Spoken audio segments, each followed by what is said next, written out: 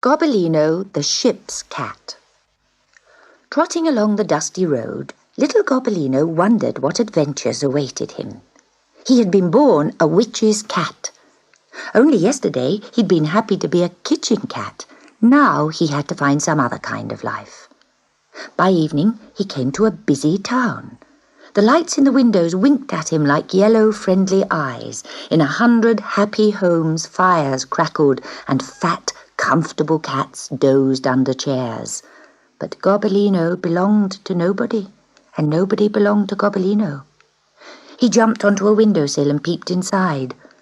All the way round the room were dozens of large cages, and in each cage, sitting on a blue velvet cushion, was a cat. An old man stood at the table cutting up meat onto 12 blue plates. The cats' coats were glossy, their eyes bright, their whiskers clean. Gobbolino could hear them purring even through the window. They looked very content and cared for, he thought. But nobody who has so many cats can possibly want another.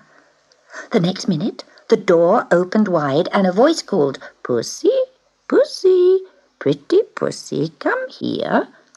Oh, he really is calling me. The old man picked up Gobbolino and put him into an empty cage with a velvet cushion and a plate of meat. After a while, Gobbolino spoke to the cat in the next cage. "What are we all doing in cages?" "Don't you know?" she sneered. "You're a show cat now."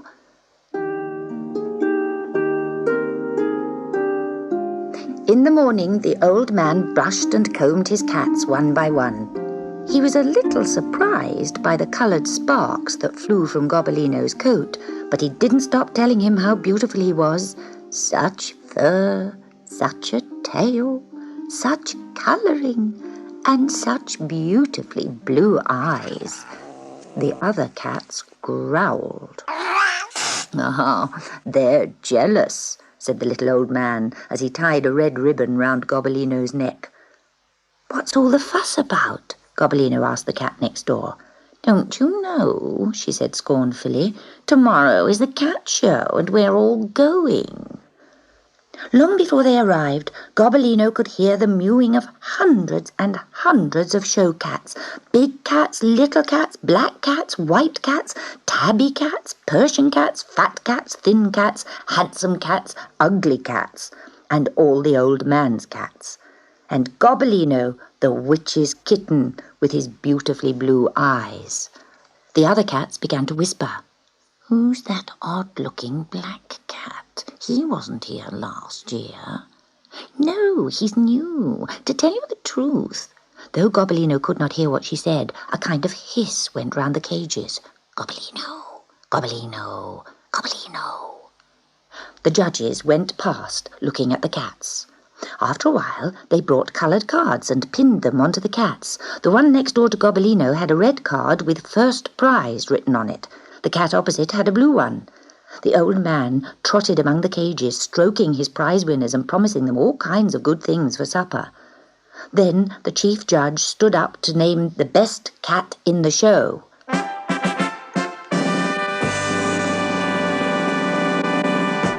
It was Gobbolino. For a moment there was a silence, then a hissing, then a spitting, then a yowling. The angry cats yowled on till one great roar arose from every cage. "Gobbolino is a witch's cat!" Round and round the cages ran the angry murmur. "Gobbolino is a witch's cat!" At the sound of the hissing and the spitting, the judges turned pale. "Why, oh why was I born a witch's cat?" said Gobbolino, cowering in his cage. "I don't want to win prizes. I only want a home. What's going to happen to me now?" The old man was told to leave at once and take his cats with him. Outside, he opened the door of Gobbolino's cage and dropped him into the road. "Miserable creature, be off with you. I don't ever want to see your face again." He put all the other cats onto his cart, whipped the scraggy pony, and galloped away in a cloud of dust. Gobbolino was not sorry to see them go. He'd not really enjoyed being a show cat, and living in a cage had become very boring. "I'm sure there's a home somewhere where I'll be welcome," he thought. Leaving the town far behind him, Gobbolino trotted south towards the sea. He passed through towns and villages, past cottages and farms, but there was no welcome anywhere for Gobbolino. So his heart bounded when he saw the silver, sparkling sea and the ships with their brown sails. He sat on the quay in the sunshine, watching the ships and the gulls and the sailors. Presently, a mouse ran out of a pile of ropes. With a pat of his paw, Gobbolino killed it. "Well done," said a voice behind him, and there was a young sailor watching him with a friendly smile.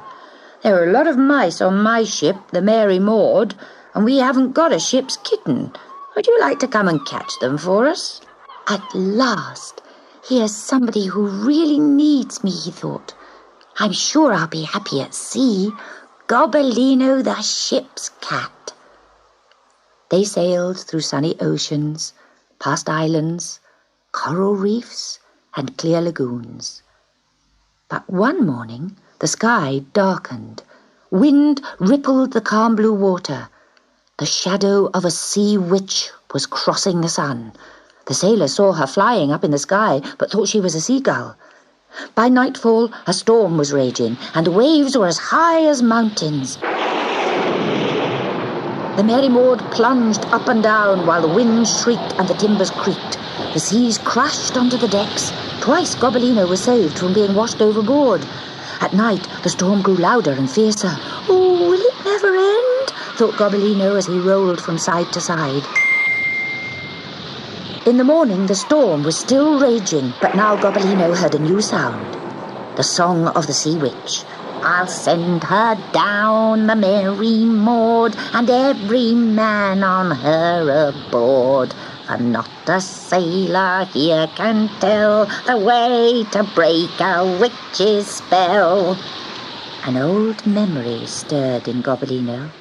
He remembered long, long ago lying in his witch's cave and hearing the words, "There's only one way to break a witch's spell. You must pounce on her shadow and shout, 'Fiddlesticks!'"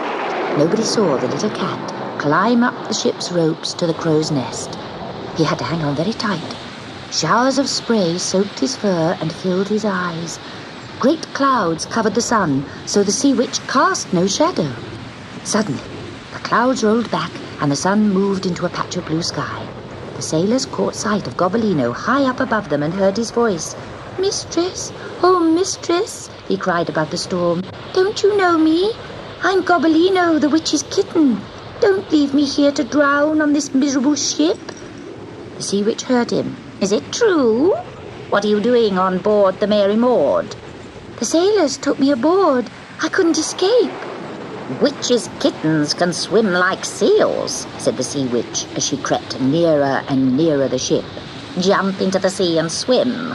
When the ship has gone down, I'll pick you up on my broomstick and take you home again." "It's so far and so deep," sobbed Gobbolino. "I'm afraid. Oh, I'm falling." "Oh, all right," snapped the witch. "Be ready to jump onto my broomstick as I pass." Just as the sunlight began to fade, the sea witch swooped past. Her shadow fell for one moment on the deck. Gobbolino sprang, not onto her broomstick, but right onto her shadow, shouting loudly, "Fiddlesticks!" as he landed.